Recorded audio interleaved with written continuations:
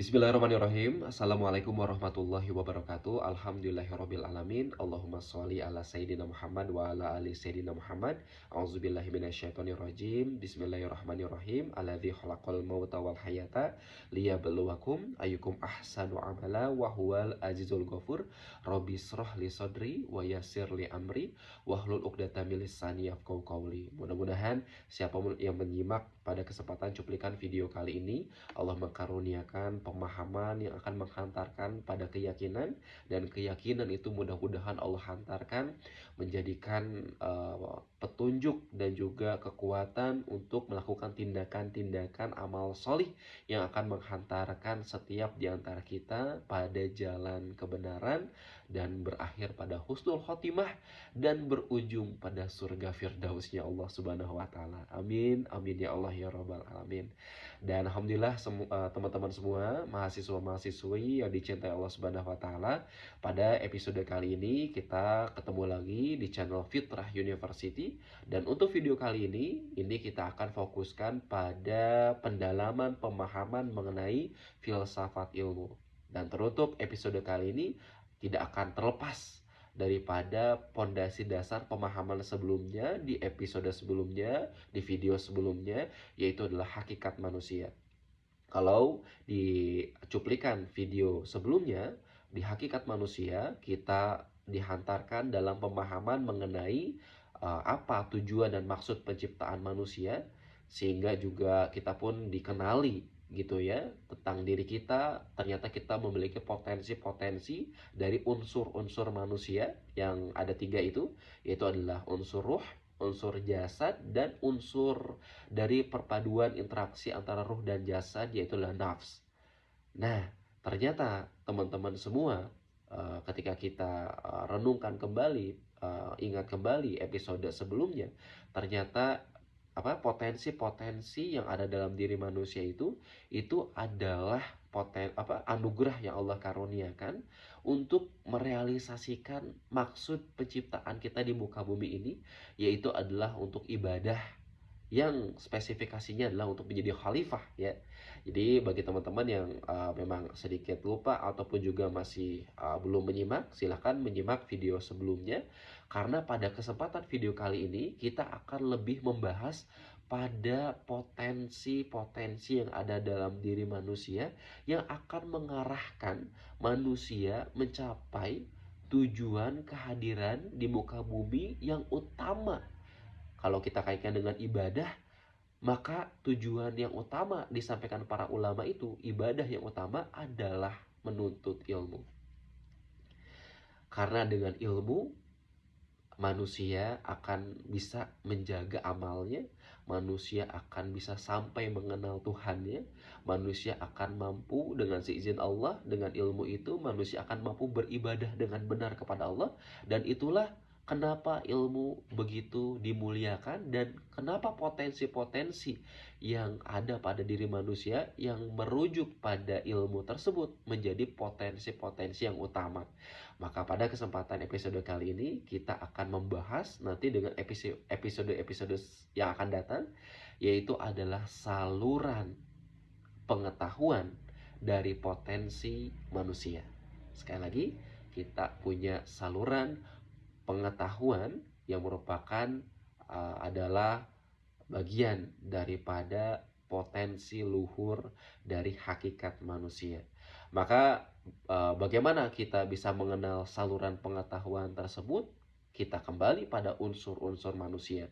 Unsur-unsur manusia ada dua yang utama. Yang pertama adalah ruh, dan yang kedua adalah jasad. Perpaduan antara interaksi antara ruh dan jasad itu adalah nafs atau disebut dengan jiwa.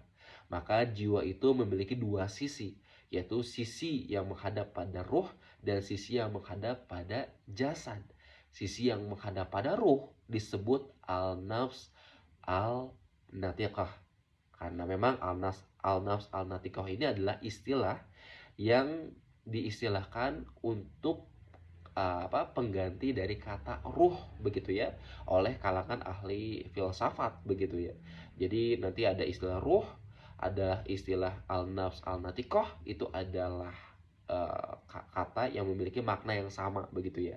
Tapi berbeda dengan al-nafs al-hayawan dan al-nafs al-nabati yang merupakan potensi manusia yang melekat pada jasad begitu ya. Jadi ini perlu sangat diperhatikan dan terus diulang-ulang, apalagi kita belajar filsafat teman-teman semua. Jadi manusia itu punya tiga istilah jiwanya gitu ya, yang mana jiwa itu merepresentasikan kedua unsur utama manusia ya, yaitu adalah unsur ruh dan unsur jasadnya. Saya ulang kembali ya biar paham ya. Unsur ruh itu pada jiwa manusia itu diistilahkan sebagai al-nafs al-natikoh, yaitu adalah jiwa yang berpikir, jiwa yang mampu berkata-kata, karena jiwa itulah yang merupakan esensi manusia yang memiliki kesadaran gitu ya. Karena jiwa al-nafs al-hayawan dan al-nafs al-nabati itu tidak memiliki kesadaran yang utama begitu ya. Yang ada hanyalah bagian daripada potensi-potensi untuk menyempurnakan kehadiran dari jiwa yang utama ini, al-nafs al-natikah. Nah, ini teman-teman perlu nanti baca sendiri agar lebih paham. Saya hanya menjadi mediator untuk memahamkan teman-teman mengenai hakikat manusia begitu ya. Jadi nanti semakin teman-teman mencari tahu, mudah-mudahan akan semakin lebih paham. Jadi di sini sebagai media untuk memberikan pengetahuan pertama begitu ya, terkait hakikat manusia dan apalagi sekarang saluran-saluran pengetahuan. Nah, teman-teman semua, ternyata saluran-saluran pengetahuan itu bersumber dari ketiga kategori jiwa ini. Al-nafs al-natikoh itu yang merupakan kata lain daripada roh itu memiliki saluran pengetahuan atau potensi yang dimiliki oleh roh itu adalah akal dan juga qalb atau hati. Jadi akal itu merupakan potensi spiritual ya. Jadi kalau akal yang biasa di masyarakat umum kan sifatnya seperti hanya sekedar daya pikir gitu ya.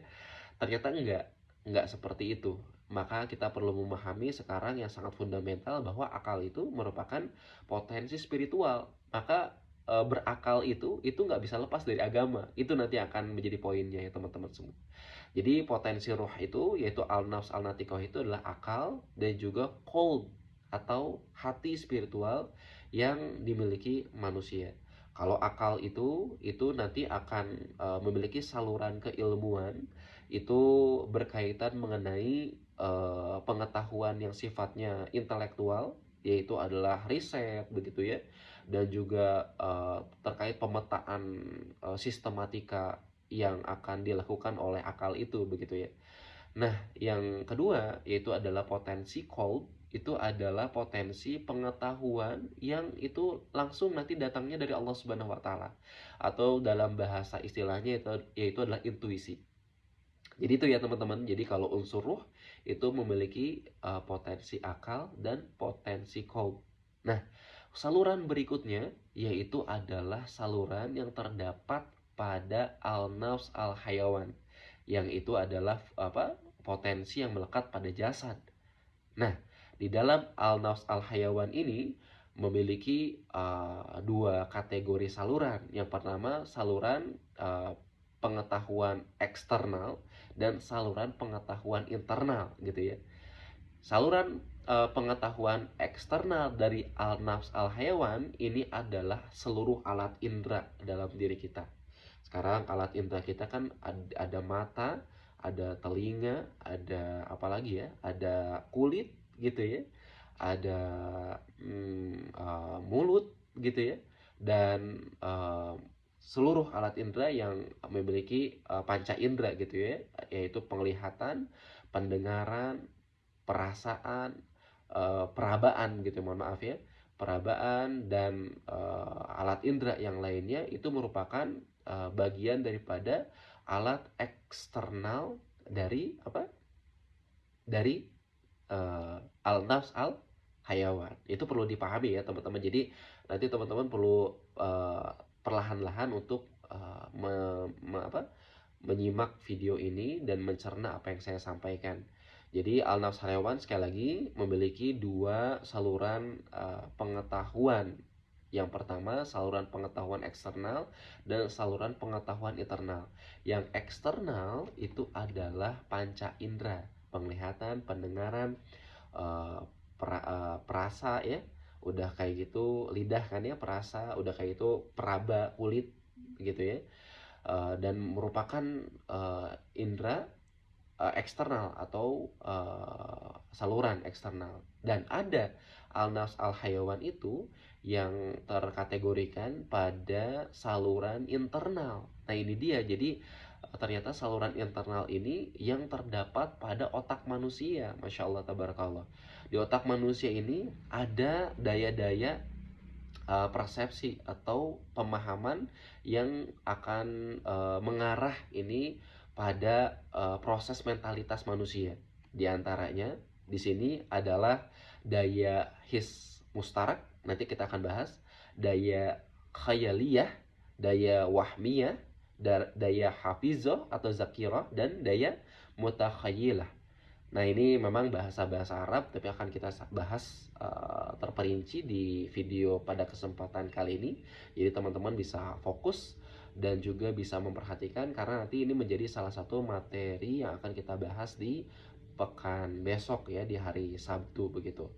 Maka teman-teman semua, kita akan lebih fokus terlebih dahulu pada saluran pemahaman atau saluran pengetahuan yang akan didapatkan oleh manusia dari jiwa al-nafs al-hayawan gitu ya. Karena ini merupakan jiwa yang saluran pengetahuan yang terluar daripada yang lainnya. Kalau yang lainnya kan ada akal, ada intuisi, itu lebih dalam lagi karena itu merupakan saluran yang bersumber dari ruhnya manusia. Tapi kita akan sekarang lebih membahas pada saluran yang melekat pada jasad manusia, saluran pengetahuan yang melekat pada jasad manusia. Sekali lagi, dari jiwa manusia yaitu adalah al-nafs al-hayawan. Nah, di jiwa manusia ini tadi disampaikan ada dua saluran pengetahuan, eksternal dan internal. Yang saluran pengetahuan eksternal, kita sudah sangat mengetahui bahwa kita memiliki mata. Dengan mata kita bisa melihat teman-teman semua dengan beragam wujud ya. Saat ini teman-teman sedang melihat saya di video YouTube, maka ini merupakan bagian daripada fungsi saluran pengetahuan eksternal dari al-nafs al-hayawan, yaitu adalah penglihatan ya, yang nanti rujukannya akan dicerna di otak manusia teman-teman semuanya. Termasuk pendengaran, teman-teman sekarang sedang mendengar saya berbicara, maka akan masuk kepada fungsi jiwa al-nafs al-hayawan, yaitu adalah pendengaran yang nanti akan dicerna di otak begitu ya. Termasuk juga kalau perabaan nggak bisa diraba ya, atau perasa pengecap nggak bisa dikecap, karena memang sekarang teman-teman lagi menyimak video begitu ya. Nah, maka ternyata teman-teman semua data-data dari fungsi indera kita, kelima indera kita gitu ya, panca indera kita ini itu akan dicerna, diolah datanya, informasinya masuk kepada daya-daya pada saluran internal dari al-nafs al-hayawan yang disebutkan tadi ada berapa? Ada 1, 2, 3, 4, 5 ya, sama-sama ada 5 daya ya, yaitu adalah his mustarak, hayaliyah, wahmiyah, hafizoh atau zakiroh, dan mutakhayilah atau nanti ada juga muzakirah ya. Nah teman-teman semua, penjelasannya akan saya sampaikan sekarang gitu ya. Jadi kalau tadi panca indera itu melihat seluruh data itu beragam, dari pengecapan, udah gitu penglihatan, pendengaran, perabaan. Nah seluruh informasi data dari panca indera kita itu akan dikumpulkan di otak bagian tengah teman-teman semua. Otak bagian tengah ini yang fungsinya itu dinamakan al-his mustarak. Nah, atau di sini indera kolektif ya. Jadi indera kolektif ini daya di dalam otak kita yang mengumpulkan semua data-data dari panca indera kita.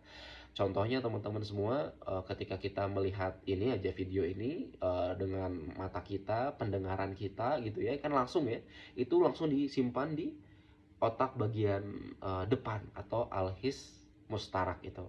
Nah, ternyata al-his mustarak atau indera kolektif itu, daya kolektif dari otak kita itu akan akan juga terhubung pada daya berikutnya yang dinamakan al-khayaliyat gitu ya. Kalau dalam bahasa kita tuh hayal. Nah, hayalan itu dari sini salah satunya daya ini teman-teman semua. Jadi ketika sekarang teman-teman sedang melihat video cuplikan ini, teman-teman mencerna pemahaman ini, udah kayak gitu teman-teman mendengar itu nanti akan masuk kepada setelah kepada al-his mustarak di otak bagian depan ini akan masuk kepada daya al-khayaliyat. Jadi teman-teman kalaupun sekarang udah matiin video ini, teman-teman akan kemungkinan besar masih membayangkan saya dengan pakai baju ini gitu ya, dengan saya yang tersenyum seperti ini, masih ada bayangan teman-teman walaupun entah sementara atau entah permanen, nanti tergantung pemaknaan teman-teman. Nah, kesungguhan teman-teman dalam materi video ini akan menyebabkan nanti al-khayaliyat ini nanti akan dipersepsi punya makna yang kuat sehingga nanti bisa menjadi memori yang permanen gitu ya. Jadi tergantung nih kalau teman-teman seadanya nonton video ini, ya udah berarti nanti ketika udah matiin video ini daya al halay hayaliyatnya, daya hayal lah gitu ya, Indonesianya lebih gampang gitu ya. Daya hayalnya ini nanti hanya sebentar gitu ya. Ketika dimatiin video masih kebayang nih wajah Pak Zorgi, tapi udah kelamaan hilang gitu loh ya. Jadi itu daya al hayaliyat ya, atau daya hayal. Jadi saya ulang kembali. Jadi ketika panca indera itu melihat, mendengar seperti video ini, maka nanti akan dikumpulkan data-datanya di otak bagian depan. Dayanya itu adalah namanya al-his al-mustarak gitu ya, atau indera kolektif yang menggabungkan seluruh data-data. Kalau mata itu melihat data penglihatan visual, kalau pendengaran ini data data audio ya. Jadi dikumpulkan di sini dan nanti ada bayangan khayalan gitu ya dari kondisi yang kita lihat gambarnya begitu ya. Apapun itu semua ya, tidak hanya video ini. Dan teruntuk setelah daya khayal, ternyata itu terhubung juga ke daya berikutnya yang ada pada otak, yaitu adalah daya wahmiyah. Nah, ini perlu diperhatikan, nanti kita akan coba ulang-ulang sehingga nanti kita akan coba tes di UTS ya, insya Allah. Mudah-mudahan Allah mengizinkan kita ada tes pemahaman ini di UTS.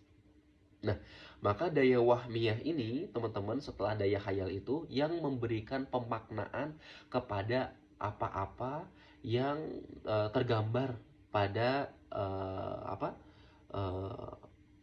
pikiran kita ini. Jadi misalkan contohnya teman-teman sekarang lagi melihat saya gitu ya di depan ini. Nah, teman-teman maknanya itu apa ngelihat saya ini? Misalkan sedang belajar, atau maknanya itu sedang pembebanan gitu ya. Karena sekarang harusnya istirahat malah harus nonton video ini. Nah, itu tergantung gimana daya wahmiyahnya memberikan pemaknaan dari daya khayal itu. Oke? Jadi diawali dari al-his mustarak, langsung ke daya khayal, langsung ke daya wahmiyah atau daya pemaknaan, dan habis dari daya pemaknaan ini tadi disampaikan, tergantung teman-teman melihat video ini pemaknaannya mendalam nggak? Teman-teman serius nggak untuk mendalami ilmu ini? Maka nanti akan terhubung kepada daya berikutnya, yaitu adalah daya muzakirah atau daya hafizah, daya pengingat yang ada pada otak gitu ya. Jadi kalau teman-teman memaknainya serius saat ini, fokus sungguh-sungguh, maka nanti maknanya akan mendalam sehingga nanti akan memiliki memori jangka panjang. Wah, ini kan jadi kebanyakan kita kan memori jangka panjang itu sesuatu yang sifatnya penting bagi kita ya, bermakna bagi kita. Maka nanti akan disimpan di otak pada memori jangka panjang. Tapi kalau teman-teman ya menganggap sepele video ini, ya nganggapnya hanya sekedar aja, ya nanti memorinya jangka pendek, akhirnya cepat lupa, akhirnya harus nyimak lagi video atau nanya lagi ke teman, itu lebih capek. Makanya lebih baik fokus teman-teman, sungguh-sungguh dari video per video, karena nanti akan banyak video, akan banyak pengulangan lagi kalau nggak serius teman-teman semua. Nah, itu dia ya. Jadi tadi daya dari pemaknaan tadi disimpan di daya zakiroh atau daya mufakiroh ya disampaikannya ya. Mohon maaf, daya zakiroh atau daya hafizoh gitu ya. Hafizoh atau zakiroh ini bahasa Arabnya artinya mengingat. Oke. Nah, selanjutnya setelah daya pengingat ini yang ada pada otak ini, ternyata daya terakhir ini adalah daya tertinggi dari otak manusia, yaitu adalah daya mutakhayilah atau dalam bahasa kita itu imajinasi. Nah, ini dia ya, imajinasi. Nah, yang sering apa ya, yang sering apa nih? Kalau anak muda sekarang tuh apa namanya itu? eh Kalau berpikirannya ngawang-ngawang halu. Ini kalau halu itu diantaranya salah satunya dari imajinasi yang liar ya. Jadi halu ya kan, anak-anak sekarang halu ini mah gitu kan.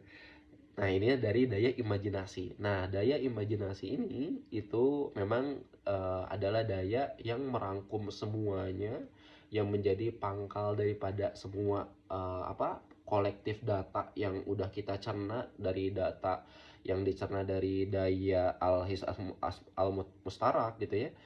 Terus juga daya al-khayaliyah, daya wahmiyah, daya hafizoh, dan terakhir ini pangkalnya itu di al-mutakhayilah. Nah, disinilah teman-teman bisa berimajinasi gitu. Imajinasi teman-teman beda-beda. Ada imajinasi yang sifatnya ke seni gitu ya.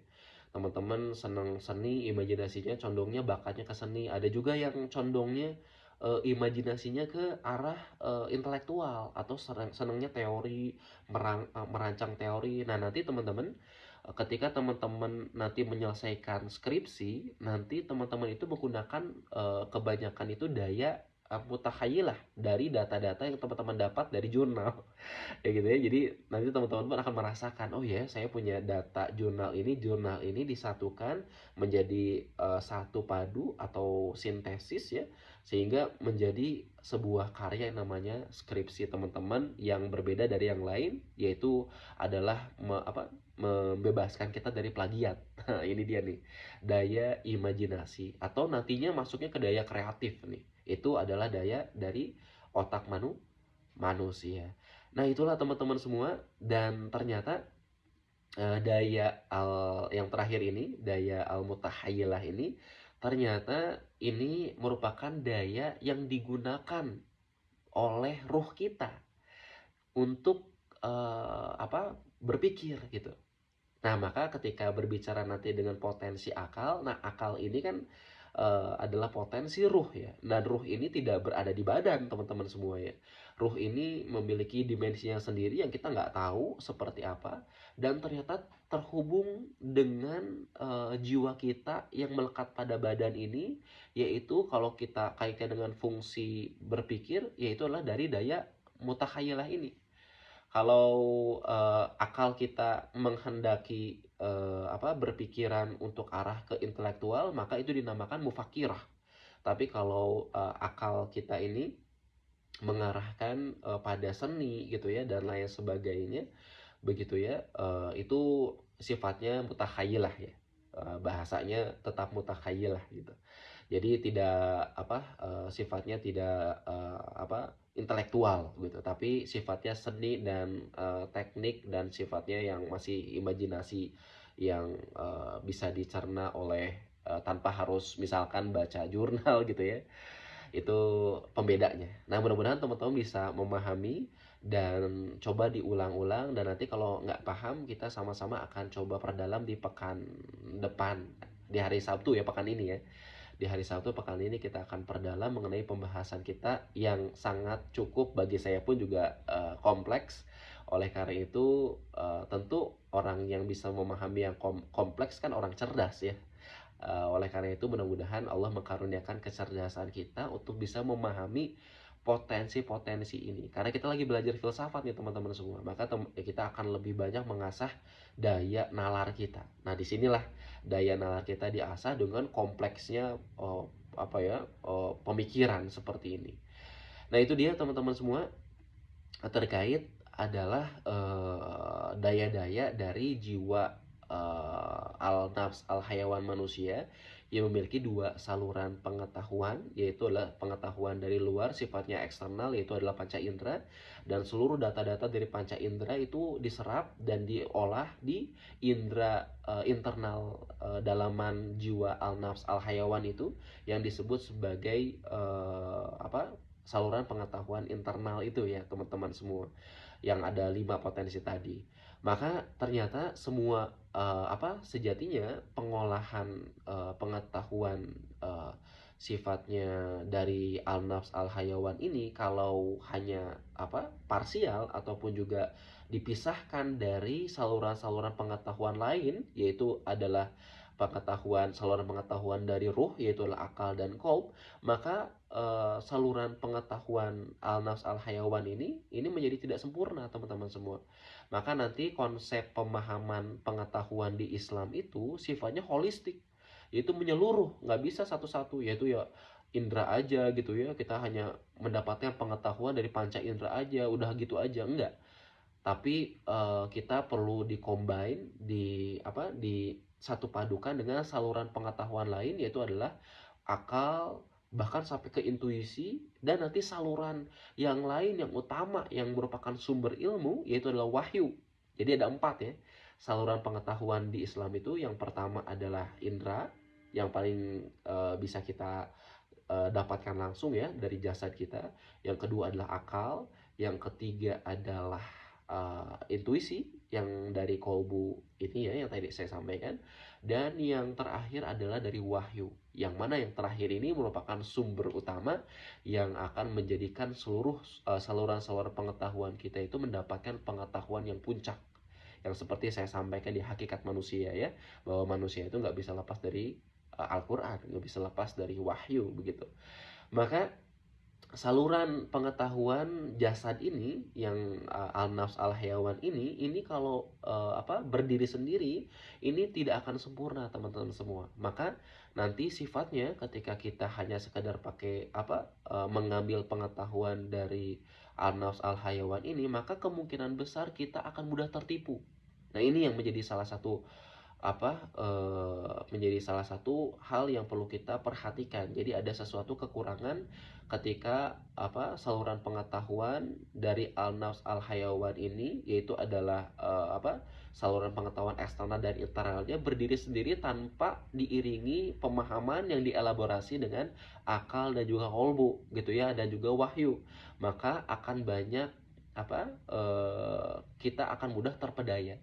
Nah, salah satu di antaranya teman-teman, kita sering berkata nih, jangan tertipu oleh keelokan wajahnya. Nah, ini dia nih.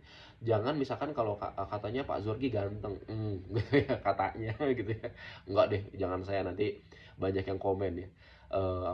Katanya misalkan ada teman kita di kelas ganteng gitu ya. Tapi ternyata gantengnya itu enggak awalnya kita merasa keren banget ya, ganteng misalkan gitu ya, udah kayak gitu keren lah pokoknya, bajunya keren, pakaiannya keren, gadgetnya juga keren gitu ya. Tapi ternyata kita udah itu merasa ada yang janggal, dan bahkan kita seperti tertipu. Ternyata misalkan dia punya perilaku buruk begitu ya, maka ternyata pandangan awal kita dari indera ini ternyata bisa tertipu dari situ maksudnya gitu ya. Atau istilah lain, jangan melihat orang hanya dari penampilannya, sama ya itu ya. Kalau tadi jangan tertipu oleh keelokan wajahnya, itu kan sama istilahnya dengan jangan melihat orang hanya dari penampilannya gitu kan. Ada kata-kata lain, yaitu cicipi dulu makanan enak ini, jangan hanya lihat bentuknya. Nah, ini biasanya kalau kita ngelihat makanan yang bentuknya tidak estetik gitu ya, kadang-kadang kita ngerasa udah nggak enak, kayaknya nggak enak deh. Nah, itu tertipu oleh panca indera gitu ya. Padahal ketika kita cicipi, bahasa Sunda nama ngalimet akhirnya ya, terus menerus akhirnya sampai habis. Nah, itu pernah nggak kayak gitu ya? Nah, selebihnya ada istilah lagi, saya kira itu sandal saya, tapi ternyata bukan. Nah, mungkin teman-teman ada yang pernah pakai sandal swallow ya, mohon maaf ya, saya sampaikan brand di masjid. Ternyata ketika udah pulang, ini mah lain yang saya, gitu kan, ini mah bukan yang saya. Ternyata kita tertipu dari indera kita kebanyakan. Nah, itulah ketika kita hanya pakai saluran pengetahuan, hanya sekedar panca indera, ataupun juga tadi dari dari daya internalnya itu sendiri ya, itu seringkali kita tertipu.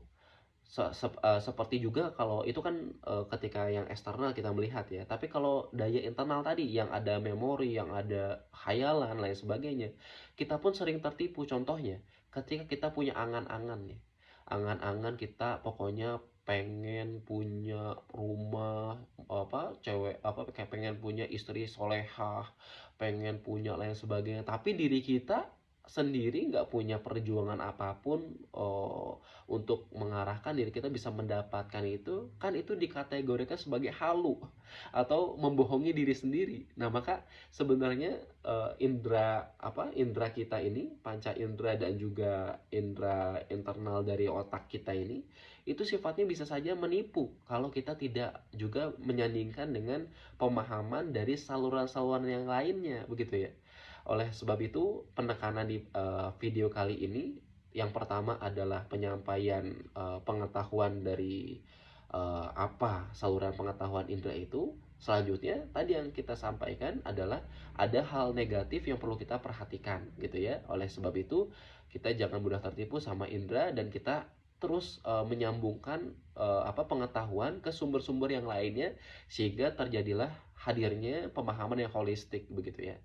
Nah, teman-teman semua, selain kekurangan yang akan saya sampaikan di video kali ini, teman-teman semua, eh, adalah terkait bagaimana cara menguatkan indera panca indera ini, begitu ya. Dan juga indera internal yang tadi ada 5 tadi itu. Yang pertama adalah diantaranya adalah dengan memakan makanan yang sehat tentu ya. Karena ketika kita memakan makanan yang sehat, maka jasad kita menjadi sehat, panca indera kita, mata kita, kulit kita, perabaan kita dan semuanya yang berkaitan mengenai jasad itu akan sehat. Tidak hanya sehat, namun juga mudah-mudahan kita juga memilih makanan yang halal dengan cara yang halal. Nah, mudah-mudahan Allah Subhanahu wa taala mengkaruniakan pemahaman dan kekuatan bagi kita untuk bisa makan dan juga bisa makanan-makanan yang sehat dan makanan yang diambil dari cara yang halal, gitu ya. Karena ada juga orang yang makanan sehat tapi caranya nggak halal, gitu ya. Ada yang caranya halal tapi makanannya nggak sehat, gitu ya. Akhirnya tetap nggak seimbang, gitu ya. Maka diantaranya adalah dengan bagaimana asupan nutrisinya itu, yaitu dengan makanan-makanan yang menyehatkan. Dan juga bagaimana tentu kita melihat informasi, begitu, informasi yang baik-baik, gitu tentu ya. Informasi yang baik-baik sehingga di otak itu akan hadir imajinasi, hayalan itu yang baik-baik, begitu ya. Sehingga nanti mengarahkan kita pada pemahaman yang berujung pada pemahaman yang sempurna. Karena kebaikan, kebenaran itu sifatnya itu akan merujuk pada nanti kebenaran yang lebih mutlak, begitu ya.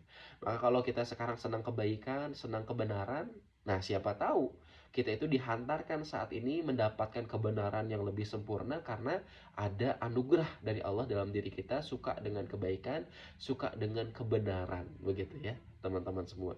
Maka diantaranya itu teman-teman semua, bagaimana kita bisa menjaga eh, saluran pengetahuan dari panca indera dan juga indera eksternal dan indera internal tadi dari al-nafs al-hayawan ya teman-teman semua. Teruntuk dari saluran yang internal dari yang 5 daya di otak itu, ternyata kita pun juga bisa ini lebih menguatkan potensi daya-daya memori, daya-daya hayal, daya-daya imajinasi dan lain sebagainya itu dari ilmu-ilmu seperti matematik, bahasa, retorik, logik, dan juga semua ilmu-ilmu yang dapat menguatkan daya berpikir teman-teman semuanya. Itu dia. Ataupun juga kalau ingin meningkatkan kualitas daya mutahayyilah ataupun daya imajinasi, itu bisa dengan seni, gitu ya. Dengan bagaimana kita belajar sastra, gitu teman-teman semua. Maka nanti akan ada pengembangan kekuatan dari daya di otak kita, begitu ya. Itu bagaimana cara menguatkannya, kekurangannya sudah, dan pengetahuan mengenai eh, saluran pengetahuan yang dimiliki manusia dari al-nafs al-hayawan pun juga sudah saya sampaikan. Mudah-mudahan penjabaran ini teman-teman bisa cerna, bisa juga memahaminya dengan seizin Allah. Dan setelah ini teman-teman, tugasnya adalah teman-teman membaca lagi keilmuan mengenai saluran pengetahuan dari pandangan Islam, begitu ya.